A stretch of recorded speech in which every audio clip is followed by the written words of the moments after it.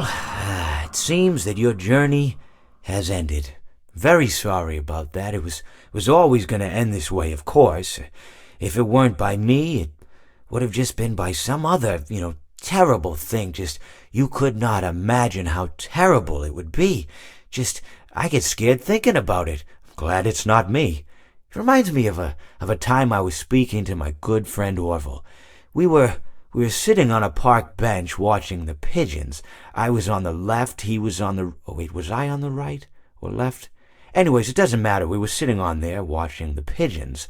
And I said to Orville, "Friend, those birds are frozen." And he kind of looked at me like I'd lost my mind. But I reminded him that it was winter, and often birds will sit in a tree until they freeze. And then they sort of fall to the ground until the sun warms up and they can, move around again. So I said to Orville, "You might as well save those breadcrumbs until the birds thaw, because they can't very well enjoy them in the condition they're in." To which he asked what I meant, and asking what condition the crumbs should be in before he threw them to the birds, assuming that I meant the birds couldn't enjoy the breadcrumbs in the condition that the crumbs were in, when in fact I had meant the birds could not enjoy them in the condition that the birds were in, considering that the birds were frozen.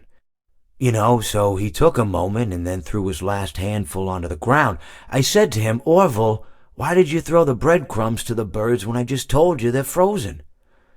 To which he responded, "The breadcrumbs are not frozen." Again, misunderstanding my words. I didn't mean to say that the breadcrumbs were frozen when I said I told you they're frozen. I'd been referring to the birds. In hindsight, what I should have said was, and this would make perfect sense, "Why did you throw the breadcrumbs to the birds when the birds are frozen?"